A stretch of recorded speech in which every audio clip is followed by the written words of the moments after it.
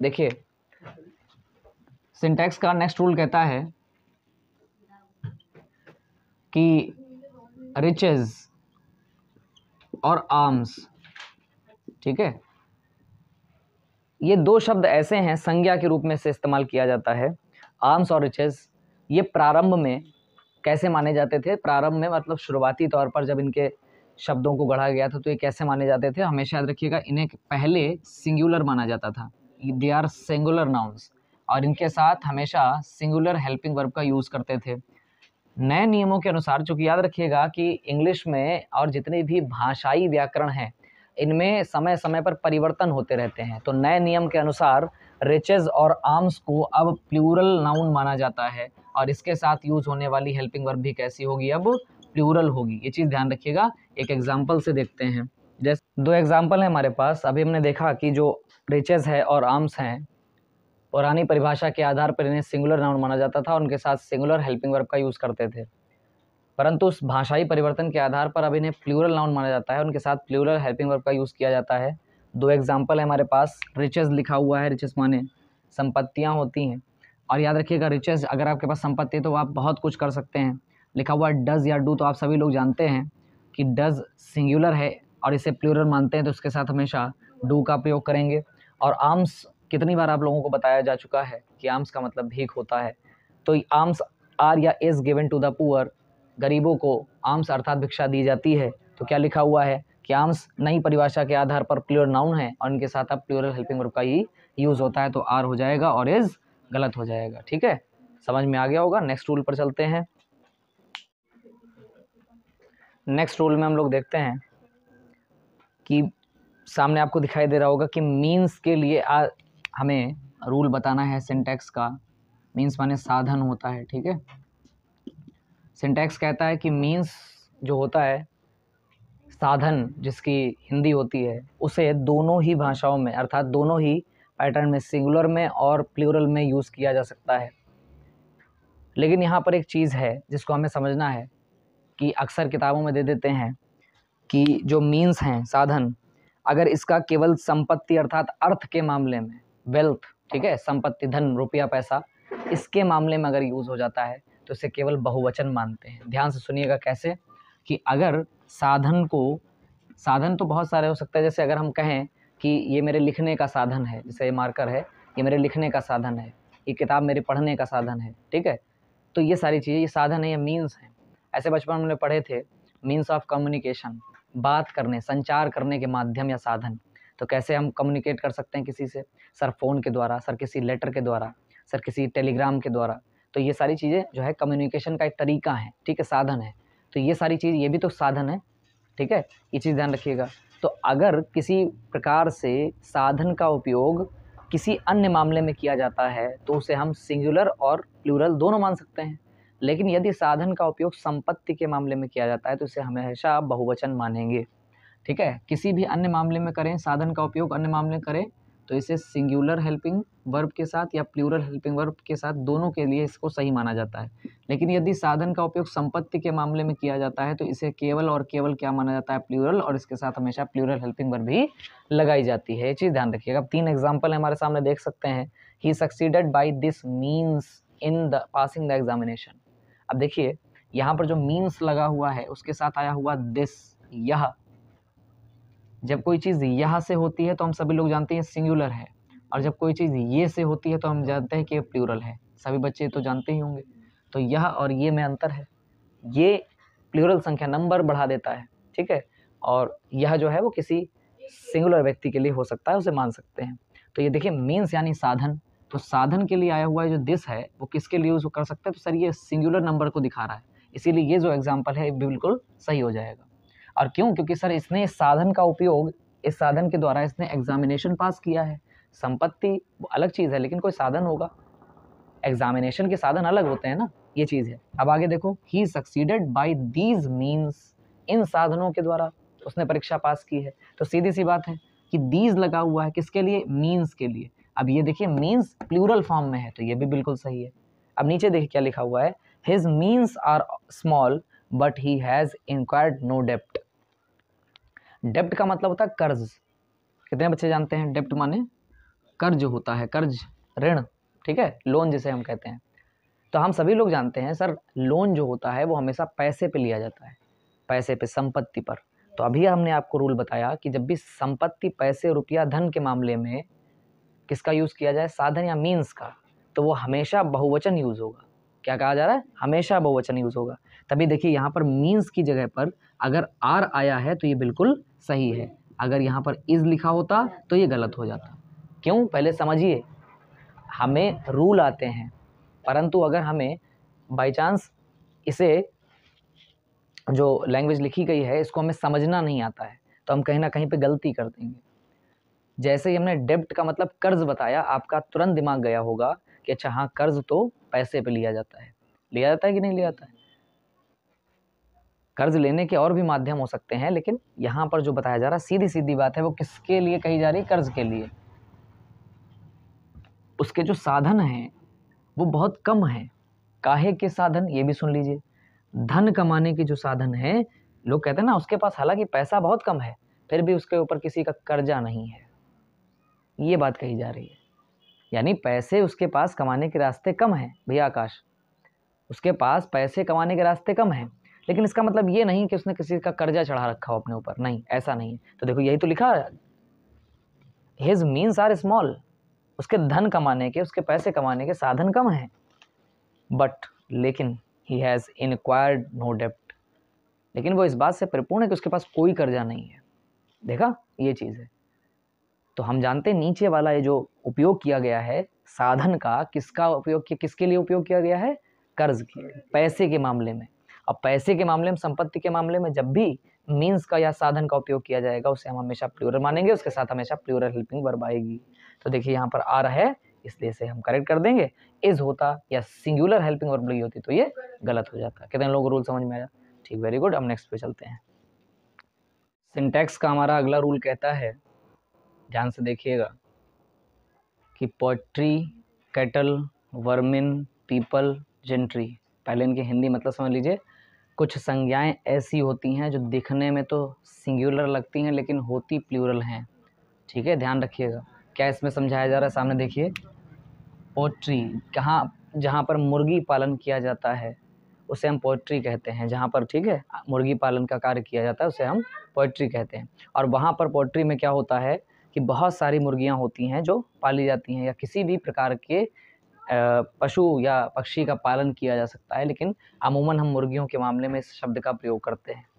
Cattle का मतलब होता है पशुओं का समूह, ठीक है, पशु यानी जितने भी जानवर हैं, यदि उनका समूह कोई दौड़ता हुआ झुंड में जा रहे हैं, ग्रुप में जा रहे हैं, तो उसे हम कैटल कहते हैं, ठीक है।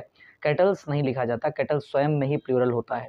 वर्मिन का मतलब होता है दुष्ट लोगों का समूह, जितने भी दुनिया में बुरे लोग हैं, इन बुरे लोगों के समूह को वर्मिन कहा जाता है, ठीक है। क्या कहा जाता है, वर्मिन कहा जाता है। पीपल आप जानते ही हैं, लोगों को पीपल कहते हैं। और जेंट्री का मतलब क्या होता है, जो सज्जन लोग होते हैं, अच्छे लोग होते हैं, इनके समूह को जेंट्री कहते हैं, ठीक है। फिर से सुन लीजिए, पोएट्री यानी मुर्गी पालन का जहाँ पर कार्य होता है उस स्थान में बहुत सारी मुर्गियाँ होती हैं, उस संदर्भ में हम इसे पोएट्री कहते हैं। कैटल माने पशुओं का समूह होता है, झुंड, देखिए ये भी झुंड है, एक तरीके का ग्रुप है, बहुत सारी हेंस का, ठीक है। उसके बाद कैटल यानी पशुओं का समूह है। वर्मिन माने दुष्ट लोगों का समूह, जितने भी बुरे लोग हैं, बेकार लोग हैं, यदि वो एक साथ ग्रुप में बैठे हुए हैं तो उसे हम क्या कहते हैं, वर्मिन कहते हैं।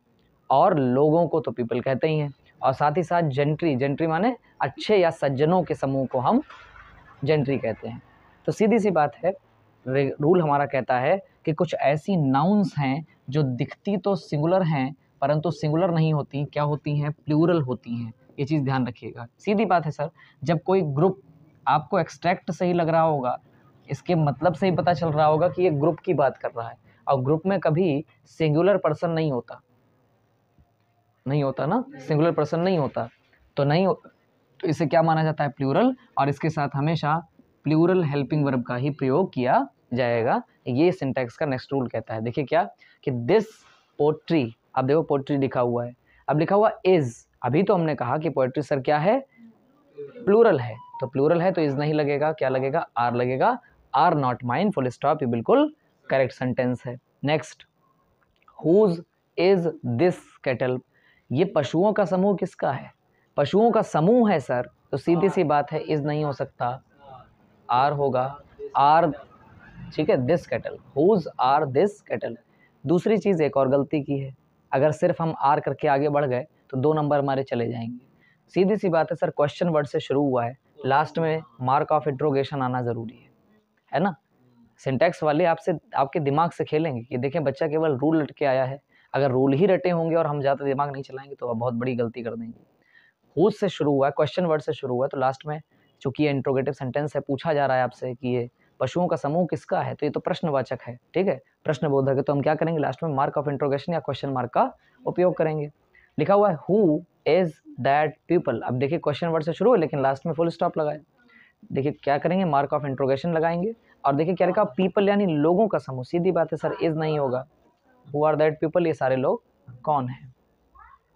These is few gentry in this area, ये जो कुछ लोग आपको दिखाई दे रहे हैं कुछ सज्जनों का समूह है इस एरिया का, इस क्षेत्र का, ये जितने लोग हैं वो सज्जनों के समूह में यही लोग हैं, कहने का मतलब है कुछ ही लोग हैं, ये जेंट्री कुछ ही जेंट्री यानी सज्जनों का आपको जो समूह दिख रहा है, अच्छे लोगों का समूह है, ये इस एरिया में यही लोग हैं, ठीक है। तो क्या लिखा हुआ है दीज इज, सर सीधी सी बात है जेंट्री का मतलब होता है सज्जनों का समूह, तो जब समूह है तो कुछ ज़्यादा लोग होंगे, एक से तो अधिक ही होंगे, तभी तो समूह बोला गया, तो इज नहीं लगाएंगे आर लगाएंगे, these are few gentry in this area, इस एरिया में रहने वालों का कुछ सज्जनों का समूह ये है, ठीक है। कितने लोगों को बात समझ में आई। तो अभी हम देखते हैं कि क्या लिखा हुआ है कि ये सारे शब्द अगर मिल जाएंगे, दुष्टों का समूह वर्मिन कहलाता है, सज्जनों का समूह जेंट्री कहलाता है, ये सारे ग्रुप वाइज आते हैं, इन्हें सिंगुलर दिखते तो हैं पर सिंगुलर माना नहीं जाता, ये प्लूरल होते हैं और उनके साथ हमेशा प्लूरल वर्ब ही प्रयोग की जाती है। समझ में आया आप लोगों को। आगे बढ़ते हैं नेक्स्ट रूल पर। हमारा नेक्स्ट रूल जो है सिंटैक्स में ये कहता है, ध्यान दीजिएगा सभी लोग, अभी हमने पीपल की बात की और हमने कहा ये दिखते सिंगुलर हैं, माने प्लूरल जाते हैं। पीपल के बारे में एक शब्द है पीपल यानी लोग, ध्यान रखिएगा। सिंटैक्स का नेक्स्ट रूल पीपल पर आधारित है, वो कहता है कि पीपल माने लोग। अगर आपको सेंटेंस पढ़ने से ऐसा महसूस हो, ऐसा लग जाए कि जो पीपल है इसका उपयोग कॉमन नाउन के रूप में किया गया है, ध्यान दीजिएगा सभी लोग, अगर आपको सेंटेंस पढ़ने से ऐसा लग जाए कि जो पीपल है उसका उपयोग कॉमन नाउन के रूप में किया गया है, ध्यान दीजिएगा यहाँ पर, तो इसे सिंगुलर और प्लूरल दोनों बनाया जा सकता है, ठीक है। कैसे दिया गया है, कॉमन नाउन के रूप में दिया गया, तो इसे नेशन मानते हैं, पहले ये चीज़ ध्यान दीजिए। पीपल जो होता है यदि वो कॉमन नाउन का रूप ग्रहण कर लेता है तो इस पीपल को दरअसल राष्ट्र की संज्ञा दे दी जाती है, नेशन माने राष्ट्र होता है, और जब इसे राष्ट्र की संज्ञा दे दी जाती है तब इसे सिंगुलर और प्लूरल दोनों बनाया जा सकता है, ठीक है। दोनों बनाने के पीछे कारण ये हो जाता है कि कई बार ऐसा होता है कि अगर मैं ये कहूँ कि भारत में विविध प्रकार के लोग रहते हैं, तो कई बार पीपल स्वयं में क्या कहलाता है, पीपल्स हो जाता है। अब आप नई बात सुन रहे होंगे, अभी आपने देखा पीपल स्वयं में प्लूरल है, उसके साथ हमेशा प्लूरल हेल्पिंग वर्ब का प्रयोग किया जाएगा या यूज़ किया जाएगा। लेकिन जब ये मैं कहूँ कि मैं किसी कलेक्टिव मूड में किसी विशेष वर्ग के लिए कोई बात कह रहा हूँ कि भारत में विभिन्न प्रकार के लोग रहते हैं, तो हर प्रकार के लोगों का समूह अलग अलग है, पंजाबियों का अलग है, हिंदुओं का अलग है, और अन्य विशेष जितने भी धर्म हैं हमारे यहाँ पूजनीय धर्म हैं, उनकी हर चीज़ की मान्यता अलग है, विविध प्रकार के लोग रहते हैं, तो हम पीपल्स का प्रयोग कर लेते हैं। लेकिन यदि मुझे ये कहना हो कि जापान के नागरिक बहुत ज़्यादा मेहनती हैं, तो वहाँ की जो पीपल है उसमें किसी वर्ग को बांटा नहीं जाएगा, सबके लिए कहा जाएगा कि पूरे राष्ट्र में अर्थात पूरे जापान के लोग हैं यानी जितने भी जापानीज़ हैं वो सब क्या हैं, मेहनती हैं। तो इस संदर्भ में मैं 2 एग्जाम्पल लिख के अपनी बात को सिद्ध करता हूँ। देखिए एग्जाम्पल्स को ध्यान से देखिएगा। अभी मैंने आपसे कहा कि जब भी पीपल नाम का शब्द जो होता है वो अपने में 2 अर्थ रखता है, बहुत अच्छे से ध्यान से सुन लीजिए ताकि एग्जाम्पल्स को देखते समय आप लोगों के अंदर किसी भी प्रकार का संदेह पैदा ना हो। जितने भी लोग यहाँ बैठे हैं ध्यान से सुन लें। एक पीपल का अर्थ होता है लोग, लेकिन जब हम इसी का प्लूरल बनाने की कोशिश करते हैं, ध्यान से सुनिएगा, और हम इसे कह देते हैं पीपल्स, तो ध्यान रखिएगा इसका मतलब होता है अनेक प्रकार की जातियाँ या लोग। ध्यान सुनिएगा, इसका क्या मतलब हो जाता है, अनेक प्रकार की जातियाँ या लोग। कितने बच्चों को ये बात समझ में आई? ध्यान रखिएगा, जब भी हम पीपल का अगर किसी भी प्रकार से ऐसी बात कही जा रही, सेंटेंस को पढ़ते समय ऐसा मालूम हो कि पीपल स्वयं अकेला लगा हुआ है, तो इसे प्लूरल मानते हैं, जिसका अर्थ होता है लोग। लेकिन जैसे ही आप ज़बरदस्ती उसमें एस लगा देते हैं और पीपल का पीपल्स कर देते हैं, तो इसका बिल्कुल अर्थ बदल जाता है और हो जाता है अनेक प्रकार की जातियाँ या लोग। दरअसल विशेष वर्ग से मतलब हो जाता है। ठीक, बहुत सारे ऐसे शब्द हैं, जैसे हम एडवाइस और एडवाइस में अंतर को भी देखेंगे जब हम नेक्स्ट रूल पढ़ेंगे। ठीक है, बहुत सारे जैसे गुड है, गुड्स है, जैसे गुड माने होता है अच्छा, गुड्स माने होता है सामान, तो वही बात है ना, वस्तुएं। और जब आपने बड़े बड़े ट्रक्स देखे होंगे उसमें लिखा होगा, ठीक है, गुड्स लिखा होता है।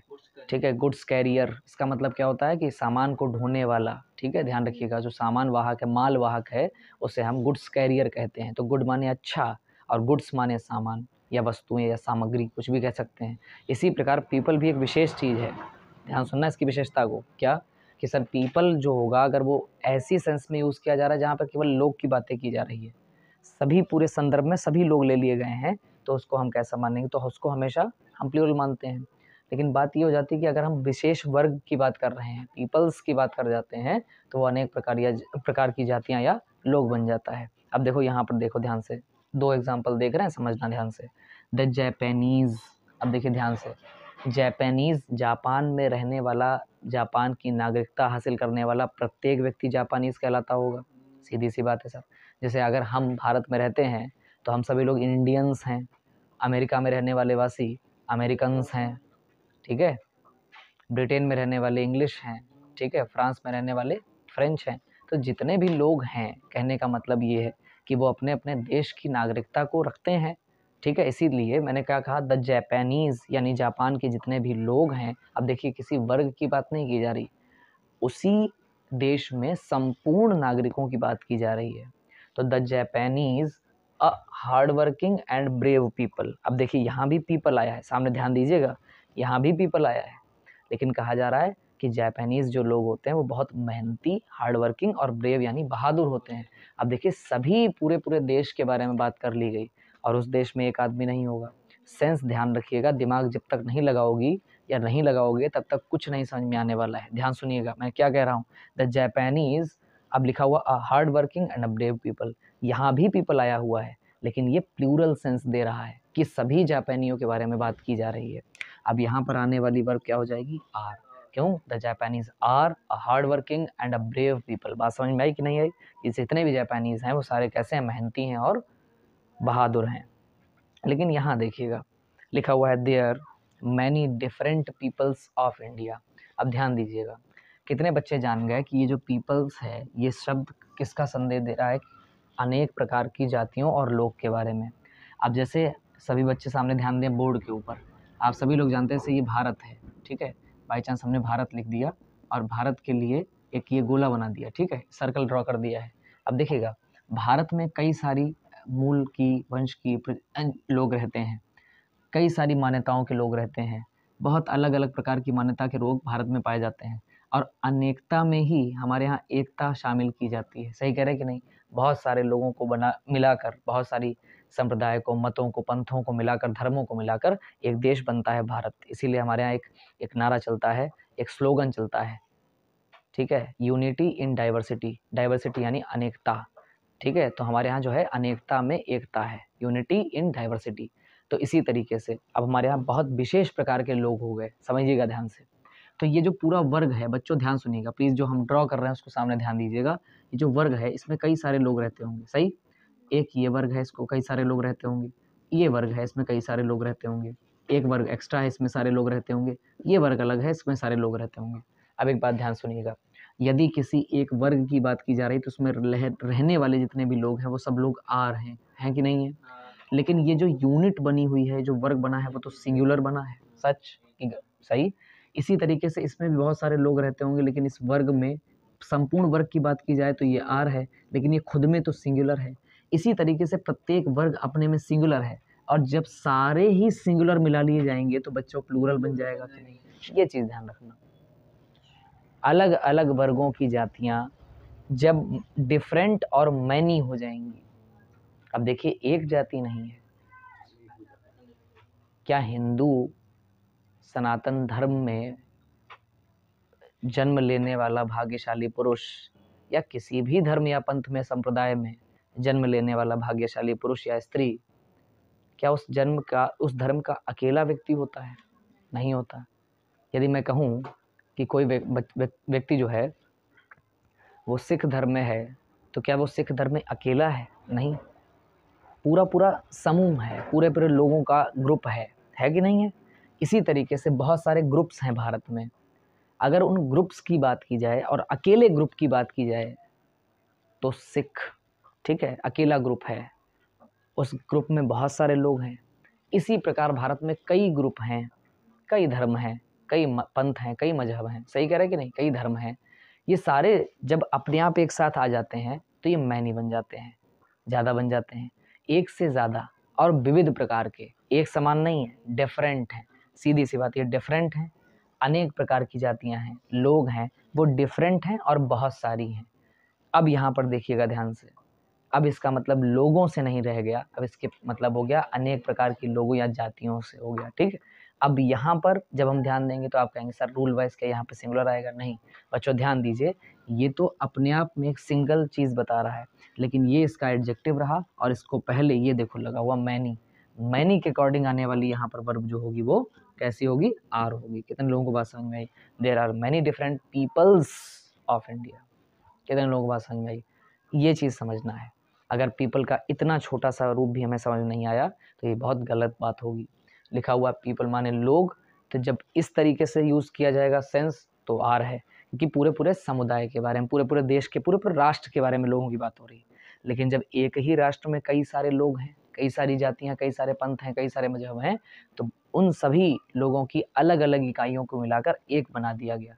तो जब सभी लोगों को मिलाकर एक बनाया गया तो संख्या अधिक हुई कि नहीं हुई? एक से अधिक हुई कि नहीं? और एक से अधिक होती है तो हम हमेशा प्लूरल का ही प्रयोग करते हैं। ये तो सभी को समझ में आया होगा।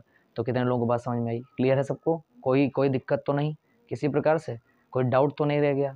नेक्स्ट रूल में अब हम लोग चल रहे हैं। अब देखेंगे बहुत सारे शब्द हैं, बहुत सारी नाउन्स ऐसी भी हैं जिनका सिंगुलर संख्या में तो कुछ अलग मतलब होता है। जब वो संख्या में सिंगुलर होती हैं, जैसे ये प्लूरल बन जाती हैं तो इनका मतलब भिन्न हो जाता है। और फिर हम इनके साथ ये जैसी प्रयोग की जा रही हैं वैसा ही हेल्पिंग वर्ब यूज़ करते हैं। यदि ये सिंगुलर सेंस देती हैं तो इनका यूज़ सिंगुलर सेंस में करके इसके साथ सिंगुलर हेल्पिंग वर्ब लगाते हैं। और यदि ये प्लूरल सेंस देती हैं तो इनका हमेशा हम प्लूरल हेल्पिंग वर्ब के साथ इसका प्रयोग करते हैं। अभी हम एग्जाम्पल वाइज कुछ शब्द आपके सामने लाए हैं, ठीक है। अब होते तो बहुत सारे शब्द हैं ऐसे, लेकिन एग्जाम्पल वाइज आपकी बोर्ड परीक्षा के लिए जो सबसे ज़्यादा मोस्ट आस्केबल क्वेश्चन में से रहते हैं वो ये हैं, ठीक है। अब देखिएगा, जैसे अगर एडवाइस लिखा हो, ठीक है, एडवाइस इसका मतलब होता है सलाह या परामर्श। ये सिंगुलर सेंस में यदि है, किसी एक व्यक्ति को आप सलाह दे रहे हैं तो हम वहाँ पर सिंगुलर हेल्पिंग वर्ब का यूज़ कर लेंगे, ठीक है। ये चीज़ ध्यान रखिएगा, जैसा सेंस हो वैसा कार्य कर लेना है। यहाँ पर कोई रूल नहीं है कि निश्चित एक रूल बना दिया गया हो कि किसी एक पार्टिकुलर सब्जेक्ट को लेकर हमें वही हेल्पिंग वर्ब लगानी है। जैसा यूज़ कर सकते हैं, क्योंकि जो सेंस मिल रहा है वैसा हमें यूज़ करना है। जैसे एडवाइस, परामर्श या सलाह, ये सिंगुलर के रूप में अलग, जैसे ही हम इसमें एस लगा देंगे ये प्लूरल बन जाता है और इसका मतलब हो जाता है सूचना। और सूचना एक हो, दो हो, तीन हो, जैसी भी आपके सेंटेंस में दे रखी हो उसी के हिसाब से आप हेल्पिंग वर्ब लगा लेंगे। एक सूचना है तो हम सिंगुलर यूज़ कर लेंगे, और बहुत सारी सूचनाएं दी जा रही हैं तो उसमें हम प्लूरल का यूज़ कर लेंगे। ऐसे एयर का मतलब हवा जो वातावरण में होती है। इसी प्रकार जब एयर लिखा जाता है तो सिंगुलर होता है, और जैसे ही एयर में एयर्स लगा देते हैं तो इसका मतलब होता है दिखावटी व्यवहार, ठीक। अब देखिए, गुड का मतलब अच्छाई या भलाई, और जैसे ही हम एस लगा देते हैं, प्रयोग कर देते हैं, तो गुड्स का मतलब हो जाता है सामान, ये चीज़ सामग्री, ध्यान रखिएगा। ऐसे ही कंपास, अब कंपास का मतलब सिंगुलर सेंस में कंपास लिखा हुआ है तो इसका मतलब होता है विस्तार या परिधि, ठीक है। और कंपासेस अगर हो जाता है, ईएस बढ़ा के काम कर दिया जाता है, इसको प्लूरल बना देते हैं तो इसका मतलब हो जाता है प्रकार। आप सभी लोगों ने प्रकार का यूज़ किया होगा। बचपन में हम लोग क्या करते थे, गोला खींचते थे, वृत्त खींचने के वाला जो यंत्र होता है प्रकार कहते हैं उसे, और उसे हम कंपास कहते हैं। और कंपासेस, देखिए कंपास शब्द गलत होता है, कंपास नहीं करना चाहिए, क्या करना चाहिए, कंपासेस, ठीक है, ध्यान रखिएगा। कंपासेस कहने पर हम उसे प्रकार बोल सकते हैं या वृत्त खींचने वाला यंत्र बोल सकते हैं, परंतु ध्यान से सुनिएगा, कंपास बोल देंगे तो इसका मतलब हो जाएगा विस्तार या परिधि। ठीक है, ध्यान रखिएगा। बचपन में हम लोग ज्योमेट्री बॉक्स से कहते थे भैया तने थोड़ा अपना कंपास दे दो, कंपास गलत है, कंपासेस होना चाहिए। ठीक है, अब देखिए ध्यान से, रेस्पेक्ट माने सम्मान होता है, सिंगुलर रेस्पेक्ट लिखा हुआ है भैया आकाश, क्या कहेंगे इसको? सम्मान। रेस्पेक्ट्स का मतलब होता है नमस्कार। ठीक है, ध्यान रखिएगा, किसी को रिगार्ड कर रहे हैं, किसी को हम बाई चांस कॉम्प्लीमेंट दे रहे हैं तो उसके लिए हम नमस्कार कहते हैं, रेस्पेक्ट्स कह देते हैं। अब देखिए लिखा हुआ है फिजिक्स, अब देखिए फिजिक लिखा हुआ है, जब सिंगुलर फिजिक लिखा हुआ है तो इसका मतलब दवा से होता है, मेडिसिन से होता है, और जब इसमें एस लगा देते हैं तो उसका पूरा अर्थ बदल जाता है। फिजिक्स माने भौतिक विज्ञान, हम सभी लोग जानते हैं, फिजिक्स माने दवा, फिजिक्स माने दवा और फिजिक्स माने भौतिक विज्ञान। ऐसे ऐसे सिंटैक्स में आप लोगों को दिए जा रहे हैं शब्द। आयरन माने सभी लोग जानते हैं, आयरन माने लोहा होता है, जैसे इसमें एस लग जाता है तो लोहा नहीं रह जाता, फिर ये बेड़ियाँ या जंजीरें बन जाती हैं। यानी जो आप जंजीर देखते हैं कैदियों के हाथ में लगी रहती हैं तो वो क्या कहलाती हैं? आयरन्स, और आयरन है तो वो लोहा है। ठीक है, अब ये जैसा सेंस दे, बेड़ियाँ अधिक हैं तो हम प्लूरल यूज़ कर लेंगे, लोहा एक है तो हम उसमें सिंगुलर यूज़ कर लेंगे।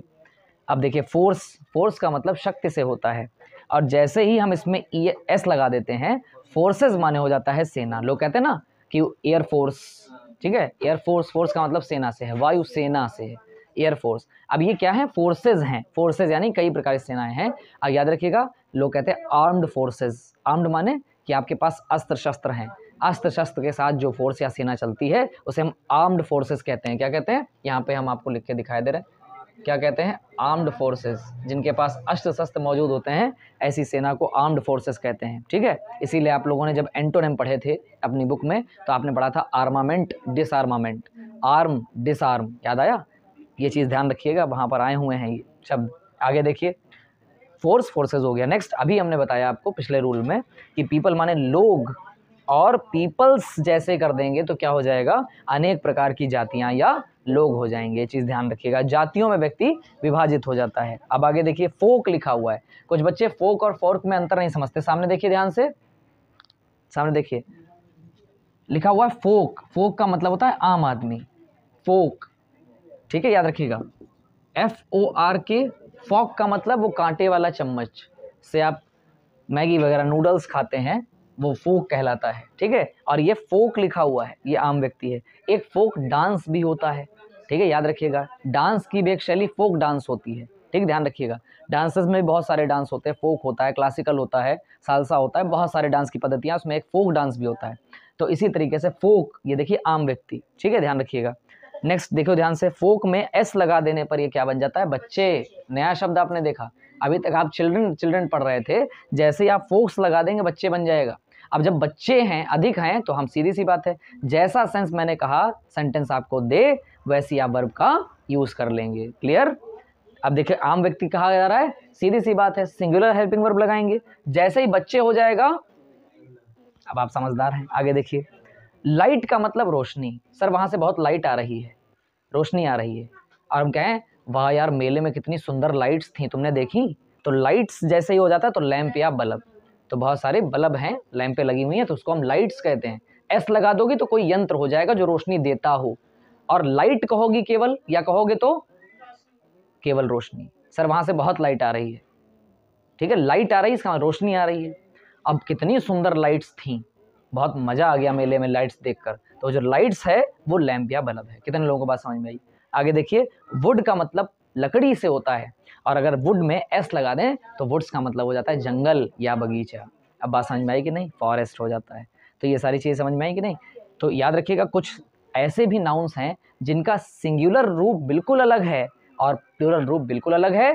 जैसा सेंस होता है उस प्रकार से हम हेल्पिंग वर्ब का यूज़ कर लेते हैं। आशा करते हैं आज की क्लास आपको बहुत पसंद आई होगी। आज के रूल यहीं तक रखेंगे, अगली आने वाली क्लासेस में हम इससे भी आगे बात करेंगे, क्योंकि सिंटैक्स की एक लंबी श्रृंखला अभी तक चलनी है, सीरीज़ चलनी है, और इसके कई सारे नियम होने हैं। आप लोग पढ़ाई करते रहें और इनकी प्रैक्टिस अपने हैबिट में ज़रूर डालें। तब तक के लिए अपना और अपने घर वालों का ख्याल रखें, खुश रहें, मस्त रहें, और पढ़ाई करते रहें, और व्यस्त भी रहें, बहुत ज़रूरी है। अगर इस समय आप व्यस्त नहीं हुए, ये संदेश बेकार हो जाएगा। अगर आप इस समय व्यस्त नहीं हुए तो व्यस्त होना आपका बहुत ज़रूरी है। किस में व्यस्त रहेंगे? मोबाइल चलाने में नहीं, किस में व्यस्त रहेंगे? पढ़ाई में, अध्ययन करने में, क्योंकि अब शेष समय नहीं बाकी रह गया है।